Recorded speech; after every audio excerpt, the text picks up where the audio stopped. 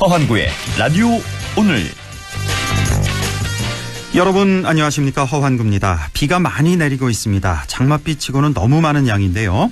현재 우리 지역 안동과 의성, 청송, 영양, 평지, 예천, 영주, 봉화, 평지와 경북 북동 산지에 호우주의보가 내려진 상태고요. 상주와 문경에는 호우경보가 내려진 상황입니다. 또 문경시 김용리 지점에는 홍수주의보가, 영주와 봉화에는 산사태주의보가 각각 내려졌습니다. 곳곳에서 나무가 쓰러지고 전봇대가 넘어지는 사고가 발생하기도 했는데요. 다행히 아직 인명피해 소식은 들리지 않고 있습니다. 오늘 하루 일강수량이 계속해서 늘고 있는데요. 문경, 봉화, 상주, 영주에 특히 많은 비가 내렸습니다. 당분간 계속해서 비가 잦을 거라고 하는데요. 아무쪼록 비 피해 없도록 안전에 유의하시기 바랍니다. 7월 14일 금요일 라디오 오늘 광고 듣고 시작합니다. 여름보다 뜨거운 불경기를 시원하게 만들어줄 KG 모빌리티만의 쿨한 혜택. 완전히 새로운 디자인 1,800만 원대로 시작하는 합리적 가격에 더 뉴 티볼리 출시. 거기에 토레스 티볼리 하루 1만 원대 신개념 리스형 할부와 12개월 무이자까지. 7월 상담받고 커피 쿠폰 받고 경품 받고 지금 KG 모빌리티 전시장에서. 명륜진사 갈비가 확 바뀌었어요. 삼겹, 닭갈비, 프렌치레까지 무한으로 즐겨요. 명륜진사 갈비, 떡볶이, 튀김, 갈비버거까지 우리 동네 뉴버전 명륜진사 갈비. 확 바뀐 뉴버전 명륜진사 갈비. 파견 아닙니다. 우리 나이엔 재산 물려주는 게 걱정이죠. 이럴 땐 상속을 내 뜻대로 하나은행 리빙트러스트. 10년 이상의 신탁 노하우, 전문가의 맞춤 상속 설계. 원금 손실에 유의하시고 투자 전 설명을 청취하세요. 하나 리빙트러스트를 검색해보세요. 네, 라디오 오늘 금요일 순서 시작합니다. 1부 최진봉의 시사 포커스 함께하겠고요. 2부 이슈 오늘에서는 동해안 해수욕장이 개장한다는 소식입니다. 잠시 후 영덕군 은원식 해양관광팀장을 연결해서 자세한 얘기 나눠보겠습니다. 이어서 지역의 눈으로 바라보는 천용길의 정치 TMI 뉴스민 천용길 편집장과 함께하겠습니다. 라디오 오늘 유튜브로도 다시 들으실 수 있습니다. 많은 애청 바랍니다.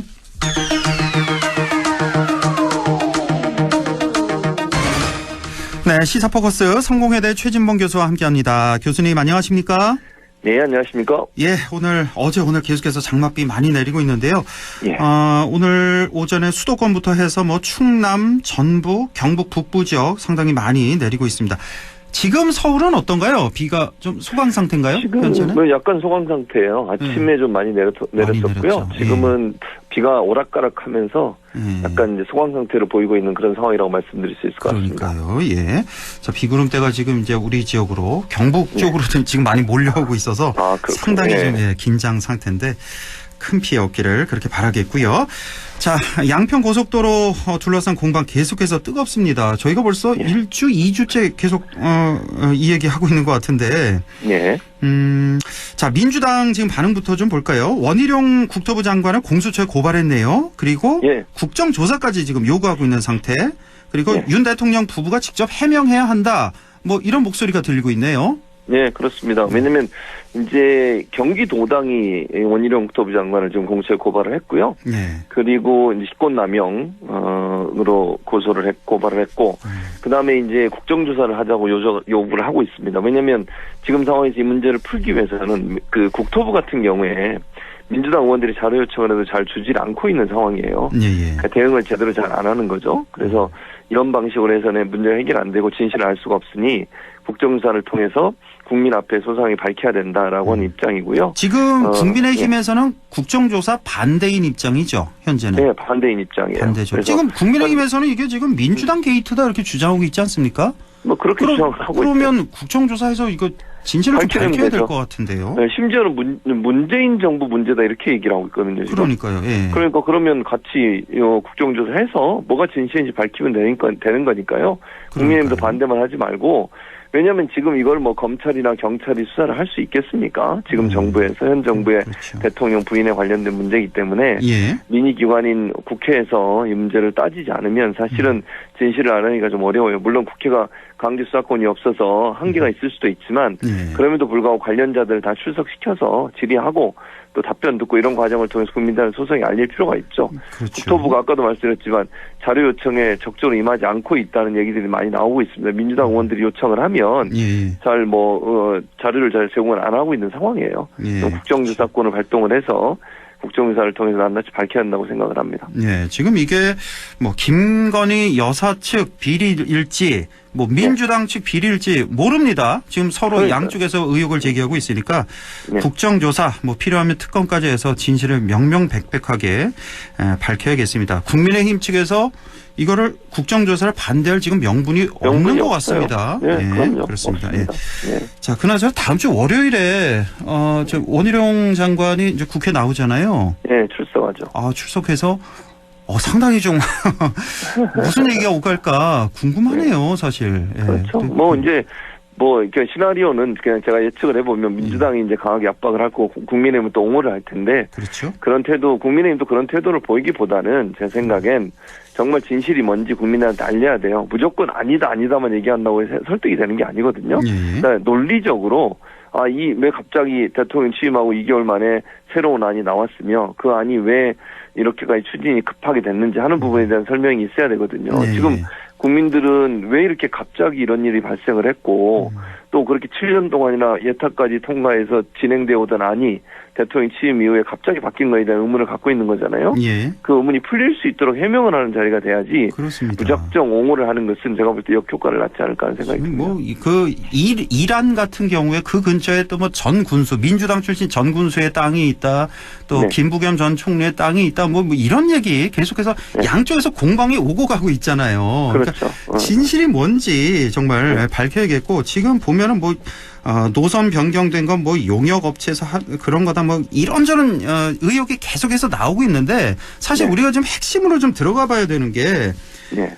우리 국민들이 가장 의심하는 게 뭐냐면은 이거 김건희 여사 관련된 거 네. 아니겠습니까? 이제 급작스럽게 노선 변경에 부당한 압력이 있었느냐 없었느냐 이게 핵심인데 자꾸 이제 그렇죠. 겉도는 공방만 오고 가서 왜냐하면 지금 이안 같은 경우 변경된 노선 그 주변에 종점에 김 여사 땅 또 김 여사 장모 또 ESIN이라는 부동산 개발업체 이쪽 다 해서 29필지의 땅이 있다는 거 아닙니까? 네, 맞아요. 그래서 네, 그렇죠. 여기에 어떤 부당한 압력이 작용했는지 네. 아니면 국토부에서 잘 보이기 위해서 인위적으로 바꾼 건지 네. 이게 지금 핵심인데 그렇죠. 네. 국민들은 좀 많이 답답해 하실 것 같아요. 자꾸 터널이 거기- 어떻고 IC가 그러니까요. 어떻고 JCT가 어쩌고 이런 얘기만 오고 가서 그러니까 이제 결국 이제 물타기라고 보통 우리가 얘기하잖아요. 그러니까요. 문제가 발생하면 민주당이 문재인 정부 때 이런 얘기하면서 계속 이게 물타기를 하는데 그래가지고 해결이 안 된다니까요. 왜 그러면 합리적이고 논리적으로 설득이 가능해야 되거든요. 그러니까 이게 예타 통과하고 이런 결정을 하니까 7년이라는 시간이 걸렸는데 그걸 뒤집을 만큼 그렇게 강상면으로 가는 것이 그게 필요했던 것인지 거기에 대한 설명이 부족하고 하필이면 그곳에 왜 김 여사 관련된 또 김 여사 가족 관련된 땅들이 그렇게 축구장 5배 면적이라잖아요. 그렇게 큰 땅이 왜 거기에 있는 것인지 하필이면 골랐어도 왜 그쪽을 골랐는지 이런 의문이 생기는 거잖아요. 그 의문에 대한 명쾌한 답이 없어요 지금. 그래서 국민들은 궁금해하는 것이고 이걸 민주당이 그것도 다 해명 가능하고 반박 가능하지만 그런 문제 가지고 그렇게 문제를 풀려고 하는 것 자체가 사실은 문제를 더 꼬이게 만들고 국민들을 더 의혹을 갖게 만드는 요소를 작용한다는 걸 좀 기억했으면 좋겠습니다. 그렇습니다. 이거 우리 국민들이 이 부동산 문제 굉장히 민감하기 때문에 민감하죠. 네. 제일 싫어하는 겁니다. 이런 특혜 의혹 이런 거, 이권 그렇죠. 카르텔. 윤석열 대통령도 마찬가지입니다. 이런 거 제일 싫어하시는 분이죠. 네, 본인이 그러니까, 그렇게 얘기했죠. 자, 빨리 좀 국민들의 이 의혹을 좀 해결을 했으면 좋겠고요. 어제 민주당 의원총회가 있었는데 민주당도 지금 참 시끌시끌합니다. 그 혁신위가 내놓은 1호 혁신안이 바로 불체포 특권 포기 이거 아니겠습니까? 그랬죠. 근데 어제 의총에서 이게 미뤄진 건지 폐기가 된 건지 좀 애매하게 끝난 것 같아서요. 어제 뭐 어떻게 결론 난 겁니까? 그러니까 어제 결론은 사실은 통과를 못한 거죠. 의원총회에서 결의를 해서 박강원 원내대표는 그렇게 해달라고 요청을 했음에도 불구하고 의원들이 반발을 한 것 같아요. 그러니까 100% 의원총회에서 동의를 이루지 못하면 이걸 의원총회에서 결정이 됐다 이렇게 발표할 수 없는 상황이 된 것 같고요. 이제 반발하는 분들의 논리는 이런 거예요. 지금처럼 이렇게 검찰이 그 수사권 그리고 기소권을 남발하고 있는 상황에서 영장 청구권이나 이런 상황에서 정치적 탄압이 이루어질 수도 있는데 유일하게 국회의원이 갖고 있는 불체포 특권마저 내려놨을 때 이제 그걸 과연 막을 수 있을 것이냐. 그리고 두 번째는 헌법에 보장된 권리를 내가 서약한다고 없어지는 것도 이상하고 그렇게 서약하는 게 과연 맞는 거냐. 원래 원칙대로 하려면 법을 바꿔서 헌법을 개정해야 되는 거 아니냐. 이런 주장을 하는 분들이 좀 있었던 것 같아요. 그러다 보니까 전체 의견이 모아지지 않다 보니 결국은 결의를 못하고 끝난 게 아닌가 이런 생각이 듭니다. 그러니까 그쪽이 이제 반대하는 쪽 입장 설명을 해 주셨는데 다 일리가 있습니다. 맞는 말인데 뭐 한마디로 뭐 국민의힘 짜놓은 프레임에 말려 들어가는 거 아니냐 이런 논리지 않습니까? 그런 논리죠. 그럼에도 불구하고 많은 국민들이 내려놓기를 원하시는 거 아닙니까? 불체포 특권. 이제 국민들은 그렇게 보는 시선이 많죠. 그렇죠. 왜냐면 지금처럼 이렇게 이제 뭐랄까 국회의원들이 그런 특권 때문에 본인들이 갖고 있는 뭐 이렇게 비리랄까요? 아니면 이제 문제 이런 부분들을 피해가려고 하는 거 아니냐? 이런 의혹이 있는 거니까. 그런 문제 때문에 이제 국민들의 시선에서 본다고 하면 사실은 불체포 특권을 내려놓는 것이 맞다라고 보는 관점이 더 많죠. 그렇죠. 그런데 그럼에도 불구하고 이제 국회의원들은 본인들이 생각할 때는 또 법적으로 그게 보장된 권리인데 그거를 이렇게 내려놓는 게 맞는 거냐? 그러면 헌법에 보장된 권리를 내 마음대로 내려놓는 게 과연 타당한가 하는 부분에 논란을 제기하고 있기 때문에 그래서 그 31명이 자체적으로 불체포 특권 내려놓겠다고 선언을 했어요. 어제 민주당에서요, 의원이? 오늘 한 건데요. 31명이 의원총회 결과와 관계없이 우리는 불체포 특권을 내려놓겠다라고 선언을 했고요. 혹시 이 31명이 대부분 다 비명계 아닙니까? 비명계. 대부분 다 비명계로 불려지고 있어요. 그래서 근데 뭐 이재명 대표도 내려놓겠다고 그랬잖아요. 그러니까 이게 무슨 뭐 친명계 비명계의 문제는 아닌 것 같고 의원 개개인들의 판단인 것 같아요. 그래서 저는 이런 상황이면 자유롭게 그냥 예를 들면 원하는 사람은 할 수 있는 거잖아요. 본인이 그냥 하면 되는 거니까 이거는. 그런 방식으로 가는 게 낫지 않을까. 의원총회에서 의원을 다 모으려고 하다 보니까 이게 이제 논란이 되니 그러면 그 자발적으로 본인들이 뭐 이재명 대표나 아니면 지금 31명처럼 나는 그러면 불체포 특권을 내려놓겠다라고 선언하고 국민의힘도 그렇게 했거든요. 법적으로 물론 그게 뭐 안 해도 사실은 처벌을 할 수 없어요. 논란이 되고 비난을 받을 수 있겠지만 그러나 다 그렇게 이제 선언을 한 거잖아요. 선언을 하는 것은 자유로 할 수 있도록 하는 것도 하나의 방법이 아닐까 하는 개인적인 생각입니다. 저는. 그렇군요. 이것도 좀 지켜봐야 되겠고요. 그나저나 지금 민주당이 혁신위까지 출범을 했는데 확실히 좀 국민들에게 미래와 좀 꿈을 좀 안겨줄 수 있는 어떤 혁신, 그야말로 혁신안이 좀 나왔으면 좋겠는데. 그렇죠. 조금 좀 미진한 그런 느낌이 없지 않아 있습니다. 자, 실업급여가 요즘 또 논란이 되고 있는데, 국민의힘 박대출 정책위의장이, 실업급여가 이게 달콤한 보너스라는 뜻으로, 그러니까 실업급여가 아니라 실업, 우리 커피에 타 마시는 실업이잖아요. 그거 달콤하잖아요. 실업급여다. 이런 말이 나오지 않도록 해야 한다. 이런 발언을 해서 논란이 일고 있는데, 지금 정부 여당이 추진하는 이 실업급여 좀 손대려고 하잖아요. 지금 현재는 최저가 한 달에 185만 원 정도 되는데 이걸 약 138만 원 선으로 실업급여를 줄이겠다 이런 안을 내놓고 있는데 이 실업급여에 대해서 이렇게 축소안에 대해서 어떻게 보십니까? 저는 그거는 맞지 않다고 생각해요. 맞지 않다. 왜냐면 실업급여 물론 이제 그 박대출 정책위원장이 뭐 예를 들었던 사례 그게 뭐 저는 아주 극소수라고 생각을 하는데 이제 그런 뭐 예를 들면 실업급여를 받아가지고 여행을 한다거나 뭐 고가의 뭐 명품을 산다거나 예컨대 그런 것들을 예를 들었더라고요. 그러니까 줄여야 된다. 이 논의는 맞지 않다고 생각해요. 왜냐하면 아까도 말씀드렸지만 이건 정말 극소수의 예라고 저는 생각하고요. 그렇죠. 많은 사람들이 정말 힘들고 어렵게 구직생활하면서 버티면서 받는 거거든요. 실업급여가 최소의 생계가 가능하게 만들어줘야 된다고 저는 보고요. 그리고 실업급여가 세금에서 나가는 게 아니에요. 근로자들이 낸 돈에서 나가는 거예요. 그렇죠. 그러니까 자기들이 직장 다니면서 냈던 돈들을 쌓아놓고 이제 직장을 잃게 되는 사람들이 구직 활동을 하는 동안 이렇게 어려움 없이 사시라고 주는 게 실업급여잖아요. 예. 그런 상황이라고 하면, 그리고 실업급여는 전제 조건이 있어요. 구직 활동을 계속 한다는 걸 증명을 해야 돼요. 그냥 놀면서 받아갈 수는 없어요. 그렇죠. 예. 예를 들면 내가 구직 활동을 계속 하고 있다.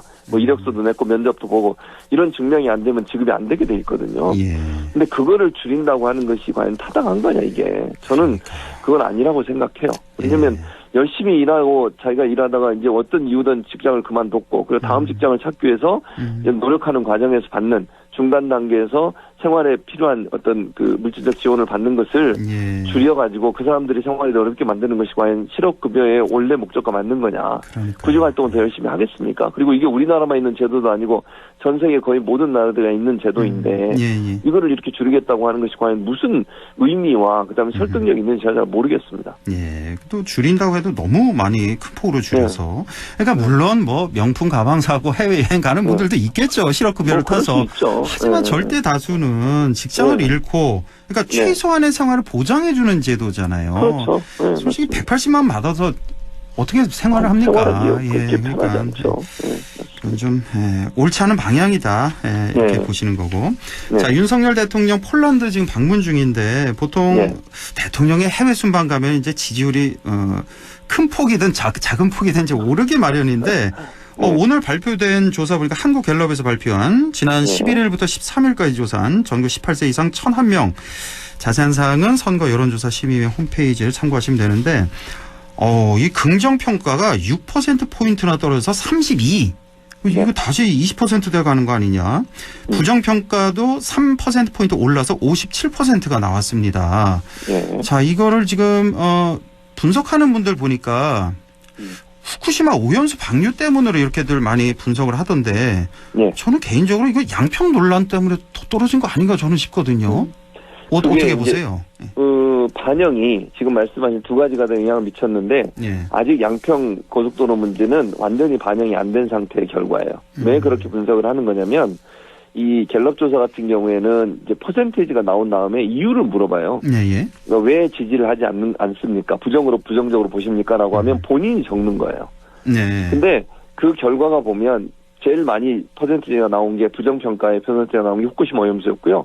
두 번째가 세 번째로 나온 게 양평이에요. 예. 근데 아직은 양평은 1%밖에 아니었고 그 후쿠시마 오염수가 훨씬 높아요, 퍼센테이지가. 그렇군요. 제가 그 밑에 분석은 못 봤군요. 네, 그러니까 구체적인 오염수 분석이 때문이군요, 들어가보면. 이번. 네, 그래서 이제 그렇게 분석을 하는 건데 이게 아까도 말씀하신 근데 저는 지금 앵커의 말씀에 전적으로 동의하는 게 뭐냐면 다음 주 조사에는 훨씬 양평 문제가 더 높게 나올 거라고 저는 봅니다. 예. 이게 반영이 안 된 거예요, 아직. 그러니까 최근에 이슈, 그러니까 이 여러 가지 논란이 있었지만 이슈가 완전히 반영되기 전에는 후쿠시마 오염수가 더 많은 여론의 중심에 있었잖아요. 예. 근데 지금은 이제 후쿠시마 오염수보다 양평 고속도로 문제가 더 많은 여론에 지금 주목을 받고 있는 상황이라 다음 주 조사에서는 양평 문제가 가장 크게 작동하는 그런 요인이 되지 않을까 그렇게 예측이 가능하다고 봅니다. 그렇군요. 또 세부 항목 보니까 특히 부울경하고 그쪽 뭐 부산, 울산, 경남 자영업 종사자 사이에서 하락세가 컸다. 여기서 한 11%포인트나 급락한 그런 수치. 그러니까 이걸 좀 반영하는 것 같네요. 그러니까 오염수 그럼요. 문제. 왜냐하면 부울경은 사실 바닷가예요, 전부 다. 그렇죠. 잘 아시는 것처럼. 그러니까 수산업 하시는 분들이나 아니면 이제 그 횟집 하시는 분 이런 자영업자들이 많거든요. 그분들이 이제 분노한 민심, 그 민심이 결국 여론조사에 반영됐다고 볼 수 있기 때문에 제가 볼 때 후쿠시마 오염수 문제가 가장 이제 지난주에 핫했던 이번 주까지 그런 이슈였고 그러다 보니 지난주 조사, 이번 조사까지가 거기에 반영이 많이 된 부분 이런 부분들이 지지율을 끌어내리는 그런 영향을 미쳤다고 볼 수 있겠죠. 알겠습니다. 엊그제 이제 한일 정상회담도 있었잖아요. 그래서 우리 그렇죠. 윤 대통령이 이제 세 가지 요구, 우리 전문가 참여해야 된다, 또 방류 정보 공유하자, 또 농도 기준치 초과시 방류 중단해야 된다 이렇게 요구를 했는데 가장 중요한 우리 전문가 참여 이 부분에 대해서는 기시다는 이제 대답을 하지 않은 상태. 자, 우리가 얻은 국익은 뭐냐? 지금 국민들 사이에 이런 얘기가 많이 나옵니다. 당연히 나올 수밖에 없죠. 그래서 이거는 세 가지 조건을 전제 조건을 보면요. 그게 뭐냐면 방류를 허용하는 거예요. 왜냐하면 세 가지 요구사항이 방류를 전제로 한 요구사항이에요. 그렇죠. 그렇잖아요. 그러면 이미 그 세 가지 요구사항을 했다는 것은 방류를 전제로 해서 우리는 인정하고 그 다음부터 이거라도 해주세요라고 요청한 거거든요. 근데 그중에 첫 번째뿐만 아니라 두 번째 것도 확실하게 답을 안 했어요. 기시다가. 세 번째 것만 약속을 했어요. 그러니까 만약에 방사능 수치가 올라가가지고 중단하게 되면 즉시 한국에 알려준다. 그거는 뭐 늘 하는 거잖아요. 근데 나머지 두 개는 확실하게 답변을 안 했다니까요. 그러니까 이것도 못 얻어내면 저는 그렇지 않은데 저는 이렇게 국민들은 방류 자체를 중단하거나 아니면 연기해달라고 요청을 하고 있는 거잖아요. 안전이 확보될 때까지. 근데 윤석열 대통령이나 우리 정부는 일단 방류는 허용하는 쪽으로 인정을 하고 그 이후에 관리에 대해서만 우리가 참여하게 해달라고 얘기했는데 그것마저도 기시다 총리가 답변 안 한 걸 보면 얻은 게 뭐가 있냐 이런 비판이 있을 수밖에 없는 거죠. 씁쓸하네요. 우리가 내민 그 컵에 물컵 반잔 그 위에 일본은 그 위에 오염수를 반잔을 채워서 우리에게 그렇죠. 돌려줬다는 거. 예. 예. 아이고 다음 주에 또 얘기 나누도록 네, 하겠습니다. 알겠습니다. 성공회대 최진봉 교수와 함께했습니다. 고맙습니다. 예, 감사합니다. 네, 라디오 오늘 2부에서 뵙겠습니다.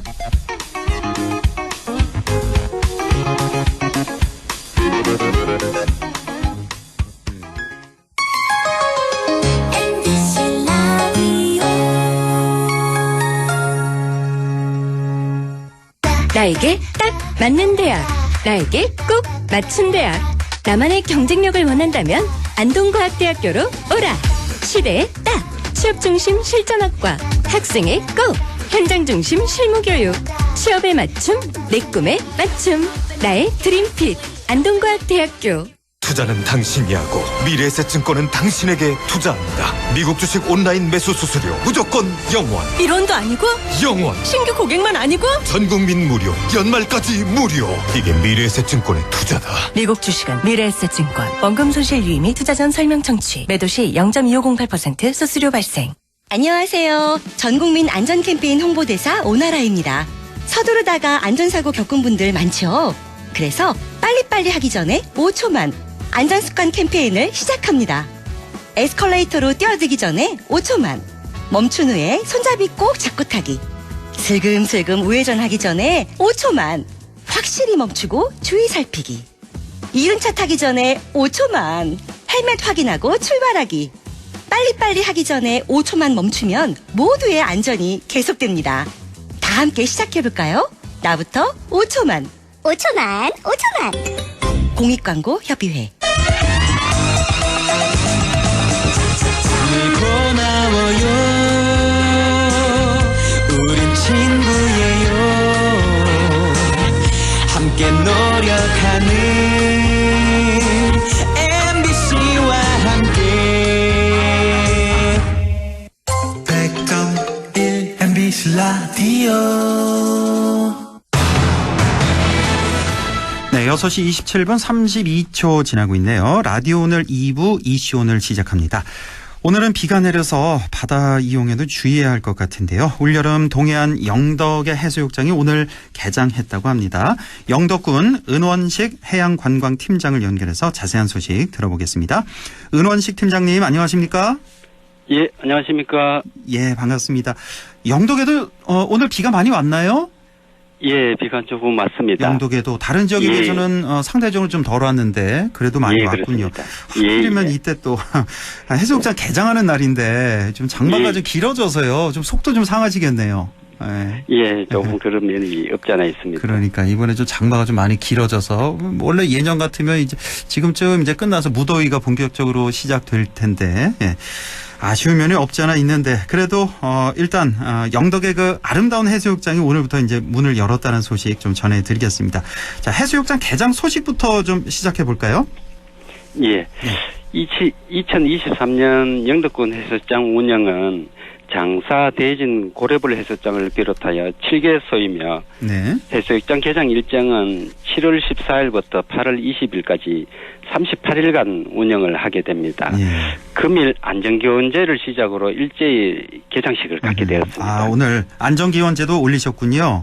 예, 그렇습니다. 예, 그렇군요. 이제 오늘부터 8월 20일까지 8월 20일이 일요일이군요. 세 번째 주 일요일까지 이렇게 해수욕장이 개장이 됩니다. 영덕에는 모두 7곳이 있군요. 해수욕장이. 예, 그렇습니다. 유명한 장사, 대진, 고래불 등등 해서 7곳이 오늘부터 개장을 했다는 소식입니다. 자, 그동안 코로나 팬데믹으로 인해서 해수욕장 운영에도 좀 차질이 있었을 것 같은데요. 올해는 상황이 좀 많이 나아졌을 것 같은데 어떻게 전망하고 계십니까? 예. 지난 3년간 코로나19 방역을 중점 추진함에 따라 해수욕장 이용 개수가 코로나19 이전인 2019년도는 38만 2천 명이었습니다. 네. 2022년 작년은 14만 1천 명으로 상당히 줄어들었습니다. 예.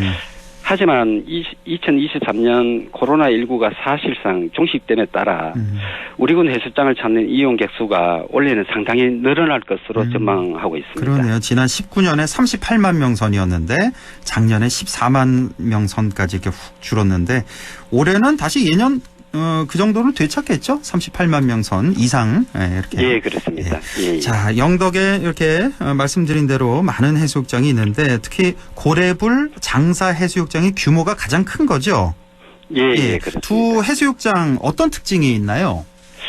예, 우선 잘 알려진 명사 20린 고래불 해수욕장은 고래가 뛰어놀던 모래밭이라는 뜻으로 병풍처럼 둘러쳐진 송림을 끼고 끝없이 이어지는 쪽빛모래가 펼쳐진 해수욕장입니다. 평균 수심이 얕아서 해수욕하기가 좋으며 또한 해양수산부 4년 연속 전국 최우수 해수욕장에 선정되기도 했습니다. 예. 고래불은 복잡한 도심 인근의 다른 지역 해수욕장에서 느낄 수 없는 힐링을 아마 만끽하실 수 있는 해수욕장입니다. 예, 고래불 해수욕장이고요. 장사 해수욕장은요? 장사는 전국에서 일출이 가장 아름답다고 알려진 장사 해수욕장은 찜질을 하기 좋은 굵은 모래와 900m의 긴 백사장이 시원하게 펼쳐져 있습니다. 송림속 캠핑장과 장사 상륙 작전의 전적지인 문산호 등 역사 유적지와 어우러져 있어 평시에도 꾸준한 관광객들이 많이 찾아오는 곳이기도 합니다. 단순히 해수욕장 개장 기간에만 운영이 되는 타 지역 해수욕장에 비해 사계절 이용이 가능한 해수욕장으로 거듭나려고 노력하고 있습니다. 예. 자, 해수욕장 개장과 함께 다양한 행사도 함께 펼쳐진다고 하는데요. 어떤 행사가 준비되어 있습니까? 예, 먼저 하천과 바다가 만나는 대진 해수욕장은 영덕 썸머 페스티벌이 8월 4일부터 6일까지로 인기 가수의 공연, 버블쇼, 불꽃 이벤트 등 밤바다를 화려하게 밝힐 예정입니다. 그리고 해변 백합잡기와 맨손 화로잡기 체험, 카약잡이 등 온 가족이 함께 즐길 수 있는 체험 프로그램도 개장 기간 주말에 운영될 예정입니다. 장사 해수욕장은 영덕군 홍보대사인 개그맨 최기정 씨가 7월 15일부터 8월 13일까지 매주 주말 토요일과 일요일에 해변에서 직접 라이브로 라디오를 진행하면서. 개그맨 최기정 씨가요? 예, 그렇습니다. 저희 안동 MBC에도 출연 많이 하는데 여기서 또 주말에 일을 하는군요. 예. 몇 시부터 몇 시까지 하죠? 매 주말마다? 시간은 오전 11시부터 오후 4시까지입니다. 꽤 길게 하는군요. 예. 1시간 간격으로 이렇게 합니다. 나눠서. 예. 비서객들이 신청곡을 들어주고 또한 영덕 복숭아를 비롯한 다양한 경품을 제공하는 이벤트를 진행합니다. 그렇군요. 장사 해수욕장에서 저도 꼭 가봐야겠네요. 인사도 할 겸. 예. 자, 기왕 떠난 여행 맛있는 것도 좀 먹고 주변 관광지도 좀 둘러보고 그럼 더 좋지 않겠습니까? 몇 곳 좀 소개를 좀 해주시죠. 예, 우선 대표적으로 영덕 블루로드를 소개해드리고 싶습니다. 영덕 블루로드는 강구항을 출발하여 축산항을 거쳐 고래불 해수장에 이르는 64km의 길로 도보 여행을 위해 조성된 해안길입니다. 아름다운 동해풍광과 강구항, 풍력발전단지, 창포해맞이공원, 축산항, 괴시리 전통마을, 고래불 해수장 등 볼거리와 먹거리가 여행의 즐거움을 더해주는 대표적인 동해안 명품 녹색길이라 소개드리고 싶습니다. 특히 가족 동반하여 풍력발전단지, 신재생에너지 전시관, 해맞이 캠핑장 등 환경의 중요성과 자연의 아름다움을 느끼게 하는 친환경적인 생태 여행을 즐겨본다면 아마 잊지 못할 추억이 될 것입니다. 예, 영덕 블루로드를 이렇게 추천을 해주셨는데, 총 64km 길이군요. 예, 여기 그렇습니다. 이제 원래 도보 여행을 위해서 조성된 해안길이다. 쭉 걸어서 64km를 쭉 걸어서 갈 수 있는 거군요. 그러니까 끊김없이. 예, 그렇습니다. 아, 예, 여기도 한번 여행을 쭉 걸어가는 도보 여행도 괜찮을 것 같네요. 이쪽도 며칠 날 잡아서. 예. 예. 자, 다시 해수욕장 얘기로 좀 돌아가 봐서 해수욕장을 찾는 분들의 안전을 위해서 또 많은 노력을 기울이고 계실 텐데요. 안전 관리 위해서는 어떤 준비를 하고 계신지요? 예, 해수욕장 피서객들을 위해 수산 인명 구조 요원을 우리군 7개서 해수욕장에 62명을 배치하고 해양 경찰과 소방서와 유기적인 협력 체계를 구축하여 안전관리 매뉴얼 책자 제작을 배부 완료하였습니다. 또한 해수욕장 구역 이외 구역에도 안전관리 홍보 현수막 개청과 안전순찰을 강화하여 올해도 인명사고 제로를 목표로 하고 있습니다. 예, 그렇군요. 자, 그나저나 일본 후쿠시마 오염수 방류가 임박해지면서 이제 걱정하는 분들 많이 계시지 않습니까? 특히 또 영덕 같은 경우 특히나 더 그럴 텐데, 장사 해수욕장은 뭐 방사능 검사도 이미 하셨다고 들었는데요. 뭐 방사능 걱정 아직은 뭐 아무 문제 없겠죠? 예. 후쿠시마 오염수 관련 해수욕장 방사능 검사는 말씀하신 대로 장사 해수욕장 물놀이 구역 해수를 7월 3일 최소하였습니다. 네. 최소하여 부산대학교 방사능 분석센터에 의뢰하여 검사 결과 이상이 없다는 통보를 받았으며 예. 개장 기간 동안 주 1회 앞으로 검사를 할 겁니다. 계속 매주? 예, 그렇습니다. 예. 그래서 피서객들이 안심하고 해수욕을 즐기셔도 될 것으로 예상이 됩니다. 예. 최근에 전국 축제장이나 전통 장터에서 일부 바가지 요금이 또 문제가 되기도 했는데요. 해수욕장의 바가지 요금 걱정하지 않아도 될까요? 예. 전국 모든 해수욕장에서 매번 반복되는 민원 중에 하나입니다, 사실은. 예. 우리군 역시 바가지 요금에 대해 사전에 해수욕장 협의회 개최를 통해 해수욕장 개별 요금을 결정하였습니다. 개장 기간 동안 눈살 찌푸리는 바가지 요금 근절과 친절한 해수욕장을 위해 앞장서도록 하겠습니다. 예. 자, 영덕의 해수욕장 찾는 분들에게 마지막으로 주의나 뭐 당부하고 싶은 말씀이 있다면 좀 전해주시죠. 예. 상주요소 영덕고속도로 등 광역교통망 개선과 코로나19가 사실상 종식됨에 따라 올해는 보다 많은 관광객들이 우리군 해수욕장을 찾아주실 것으로 예상이 됩니다. 예. 해수욕장 입수 전 사전 준비 운동과 구명조끼 착용은 선택이 아닌 필수요원이 꼭 착용을 당부드립니다. 예. 끝으로 도심에서 벗어나 힐링다운 힐링을 원하시면 스테이 영덕을 찾아주시면 아마 기억에 남는 이번 여름이 될 것을 약속드립니다. 예, 알겠습니다. 오늘 이렇게 해서 영덕 해수욕장 개장 소식 알아봤습니다. 지금까지 영덕군 은원식 해양관광팀장과 함께했습니다. 팀장님 고맙습니다. 예, 감사합니다. 라디오 오늘에서는 청취자 여러분의 참여를 기다리고 있습니다. 우리 지역에서 발생한 사건 사고 소식이나 함께 토론하고 싶은 내용을 안동 MBC 홈페이지 라디오 오늘 게시판에 올려주시기 바랍니다. 전화와 문자 참여도 하실 수 있습니다. 전화는 851국에 7191번, 문자는 샵 0913번으로 보내주시면 됩니다. 문자는 단문 50원, 장문 100원의 정보 이용료가 있습니다. 여러분의 많은 참여 바랍니다.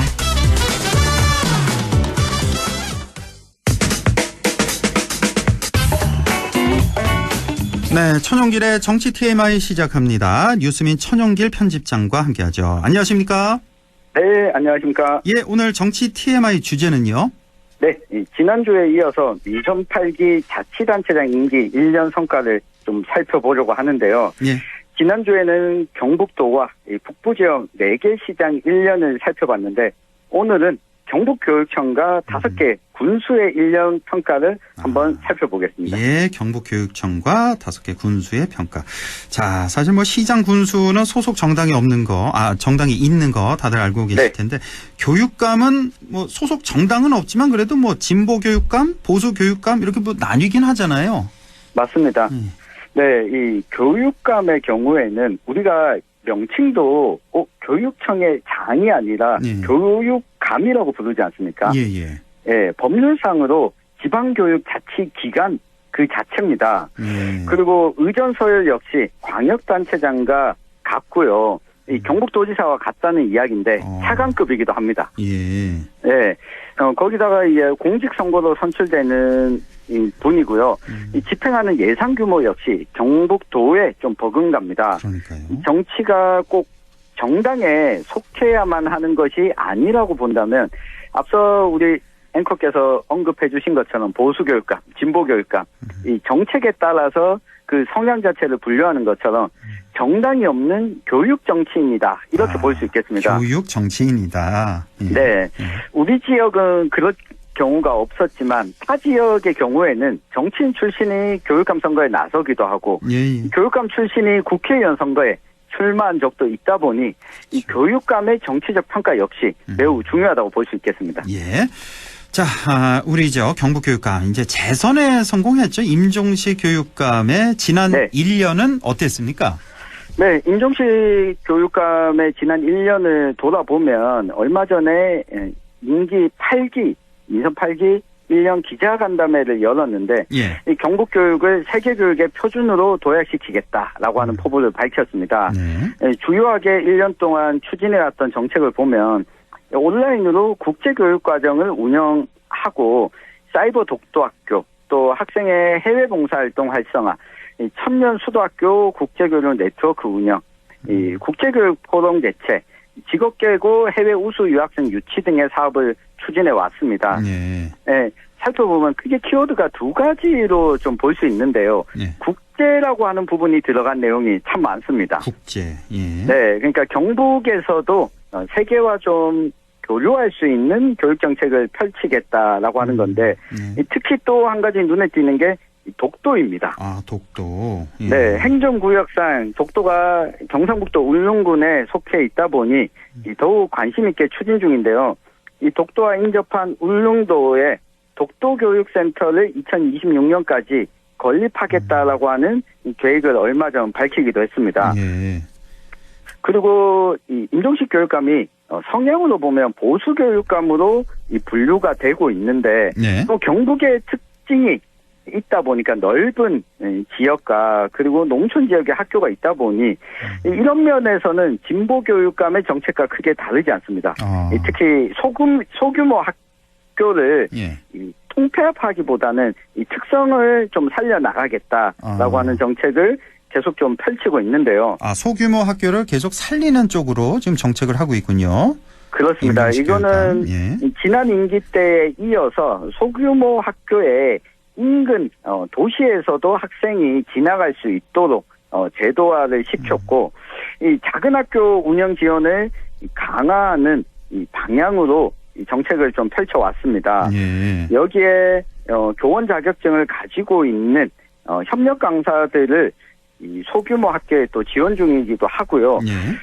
이런 면에서 보면 크게 이념에 치우치지 않는 교육 정책을 좀 펼쳐왔다고 평가해 볼 수 있겠습니다. 그렇군요. 예.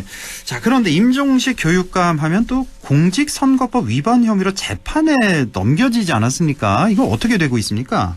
맞습니다. 지난달 24일에 대구지검 포항지청이 뇌물수수 및 공직선거법 위반 혐의로 임종식 교육감과 경북도 교육청 소속 전현직 공무원 4명을 불구속 기소하면서 재판에 넘겨졌는데요. 내용을 살펴보면 이렇습니다. 2018년 6월에 그러니까 직전 1년 전 선거가 아니라 5년 전 교육감 선거 과정에서 이 경북교육청 소속 교직원들로 결성된 조직을 활용해서 선거운동을 기획하고 이 선거 캠프 관계자들에게 선거운동을 대가로 금전을 제공하고 또 이 금품을 소속 교직원들이 대납하도록 해서 뇌물을 수수한 혐의를 받은 겁니다. 아마 임종식 교육감이 경북교육청 국장을 지낸 이력이 있기 때문에 이런 의혹이 더 짙어지고 있는데요. 지난 3월에는 경찰이 임종식 교육감에 대해서 구속영장까지 신청을 했었는데 일단 도주 및 증거인멸의 이유가 없다면서 구속영장은 기각이 됐습니다. 그러면 현재는 이제 불구속 기소한 상태 이렇게 보면 맞습니다. 되겠군요. 뇌물수수 혐의에 대해서. 네. 예. 이게 뇌물수수 혐의와 공직선거법 위반 혐의가 같이 재판에 넘겨졌기 때문에 예. 벌금 100만 원 이상의 형을 선고받게 되면 당선 무효가 되거든요. 아, 예.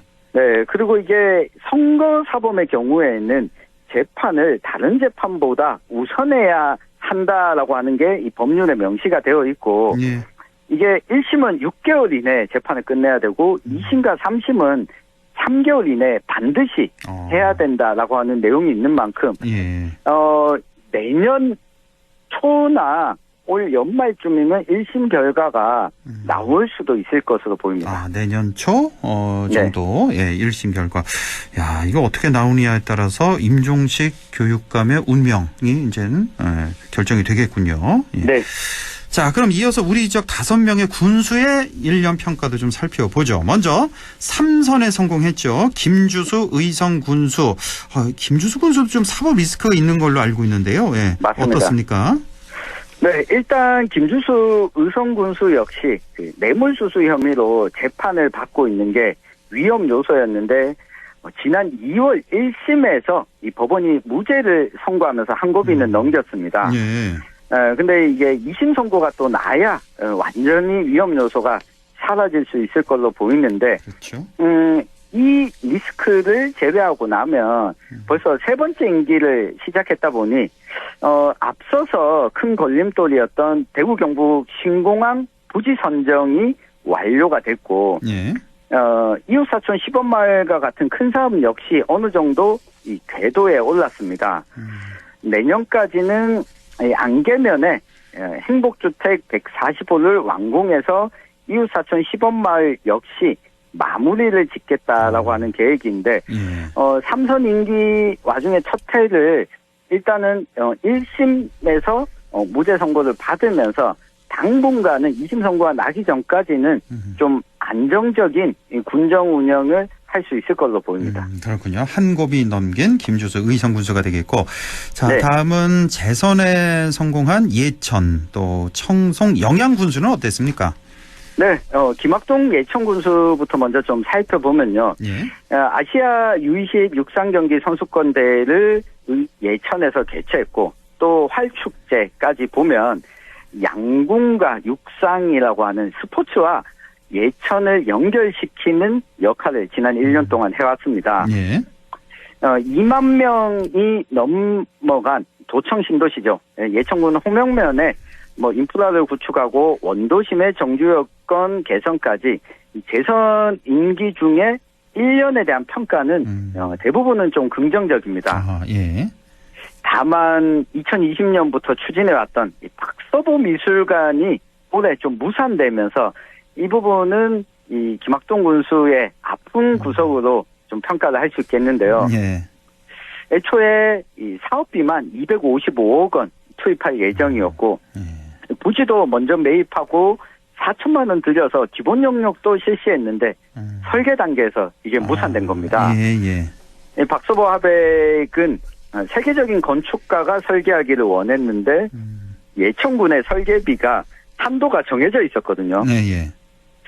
때문에 현실적으로 추진 자체가 무산이 됐고 이 예천군이 이렇게 삐끗하는 동안 정작 이 박서보 미술관이 지난 3월 제주도에서 또 착공을 했다는 점이 이 김학동 군수에게 있어서는 1년 군정 평가에서 좀 아쉬운 대목이었습니다. 그렇군요. 이제 예천의 박서보 미술관 이게 추진 실패한 게 설계비 문제 때문이라고 보면 되겠군요.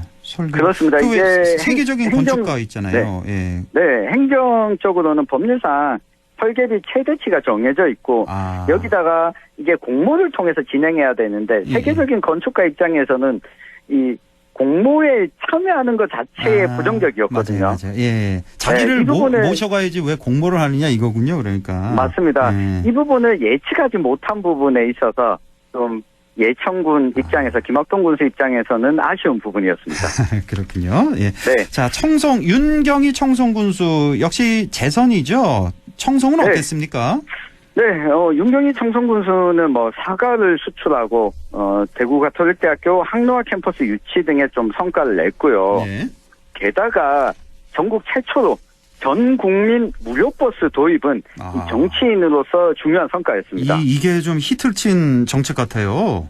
무료 그렇습니다. 버스. 이게 예. 뭐 따로 홍보비를 들이지도 않았는데 예. 전국적으로 알려지는 계기가 됐고요. 예.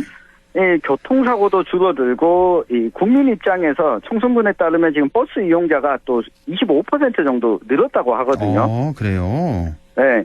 여기다가 이제 윤경희 군수가 이 정치인으로서 좀 이 고평가 받고 있는 부분이 단순히 복지 차원이 아니라 이 탄소 저감까지 이뤄냈다라고 하는 홍보를 하면서 홍보비를 쓰지 않고도 청송을 전국적으로 알리는데 큰 역할을 했습니다. 그러니까 청정도시 청송이니까 네. 그 버스 이 무료 버스가 청송 군민들만 무료로 타는 게 아니죠. 거기 네, 뭐 안동 시민들도 무료이고요. 누구나. 전 국민이 다 무료입니다. 누구나 청송 버스는 다 무료. 그러니까 청송 그 시내만 다니는 버스가 아니라 청송에서 뭐 주황산을 가는 버스도 무료고 뭐 그렇게 되는 맞습니다. 거죠. 관광지도 다 청송은. 예. 자, 윤경희 군수 받고 오도창 군수는 어떻습니까? 네, 오도창 영양군수 역시 재선에 성공했는데요. 이 성과를 먼저 보면 홍고추 최고 가격 보장제를 좀 성과로 이뤄냈고 외국인 계절 근로자를 전국에서 최대 규모로 이 도입한 점에 이 성과가 있었습니다. 네.